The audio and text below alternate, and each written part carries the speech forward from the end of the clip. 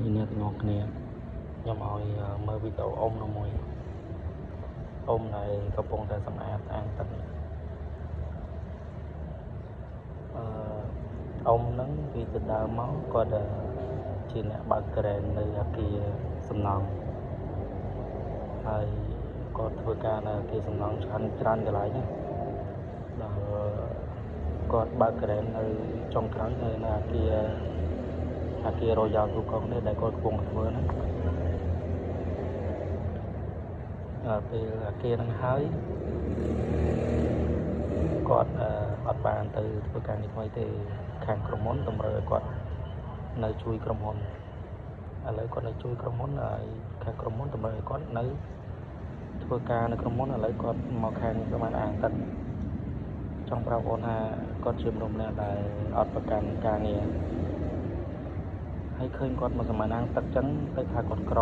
ក៏អត់ក្រទេគាត់មានលុយគាត់មានឡានមានផ្ទះគាត់នៅផ្ទះពីកន្លែងប៉ុន្តែ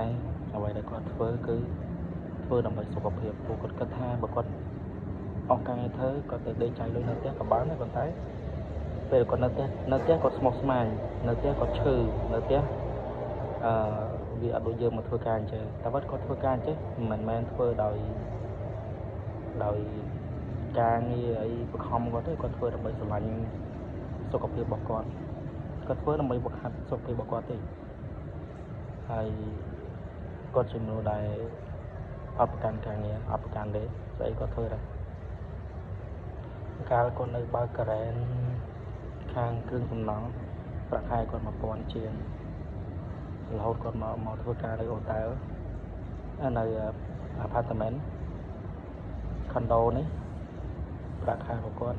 តែ300ជាងទេតែគាត់នៅតែធ្វើពួកគាត់គិតថាគាត់ចាស់ហើយគាត់មិនដឹងទៅណាទៀតហើយណាមួយគាត់ធ្វើដើម្បីសុខភាពរបស់គាត់ហើយខ្ញុំឃើញគាត់ធ្វើការនៅនេះហងៃអត់មានប្រកាន់ការងារធ្វើតាមដំណើរគាត់អត់មានបខំចិត្តធ្វើដើម្បីសុខភាពធម្មតារបស់គាត់បើអ្នកខ្លះគាត់ថាអញប្រាក់ខែមួយកណ្ដោហើយមកធ្វើការប្រាក់ខែ300ជាងវាមិនសមតម្លៃតែគាត់អត់ទេអត់មានប្រកាន់ខ្លួនទេ300ជាងគាត់ធ្វើតែគាត់ដើម្បីសុខភាពរបស់គាត់ជានៅផ្ទះអត់ប្រយោជន៍នៅផ្ទះមិនដឹងធ្វើអីផងអញ្ចឹងមិនមកលេងនៅនេះទៅធ្វើការនេះទៅធ្វើបដើដល់ខែបាក់លុយនៅនេះខ្លាំងគាត់ទៅយកប្រពន្ធគាត់នៅផ្សារលក់អីវ៉ាន់ព្រមឡើងគាត់ធ្វើការធម្មតាខ្ញុំឃើញគាត់ធ្វើការគឺគាត់ធ្វើការបែបសុខភាពគាត់អត់មានធ្វើការដើម្បីអីទេបើគាត់ជាមនុស្សម្នាក់ដែលទាមទារប្រាក់ខែច្រើនគឺគាត់ទៅធ្វើការក្រុមហ៊ុនផ្សេងហ្នឹងតែនេះគាត់ចាប់ការងារសំណង់នៅអគារនេះហើយគាត់នៅធ្វើការបន្តទៀតព្រោះតែសារខាងអគារគេស្គាល់គាត់ខាងគម្រោងមកការចាប់ហើយប៉ុន្តែខាងបុគ្គលិកអគារស្គាល់គាត់គេចង់ឲ្យគាត់នៅធ្វើការបន្ត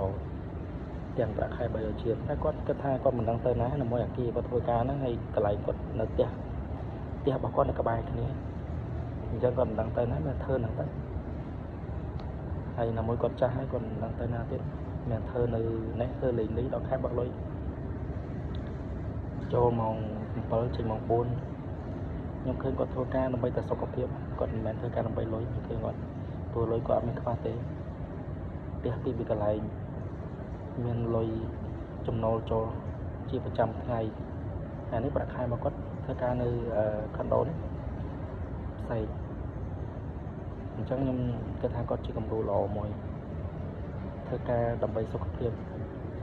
បានទាំងសុខភាពបានទាំងលុយបានទាំងប្រាក់ខែតែបើគេអាយុប៉ិនគាត់ហ្នឹងគេដេកចាយលុយគេផឹកស៊ីសុបាយតែគាត់អត់ទេផឹកគាត់ផឹកតែប៉ុន្តែគាត់ផឹកមកសុខភាពរបស់គាត់អត់មានផឹកដល់ថ្នាក់ទៅមុខឡើងរួចទេមនុស្សគាត់ធ្វើអីមានកំណត់គាត់គ្រួសាររបស់គាត់សុខដុមរមនាសូម្បីតែកូនចៅរបស់គាត់មានកូនស្រីមួយកូនប្រុសមួយគាត់មានកូនតែ2ទេ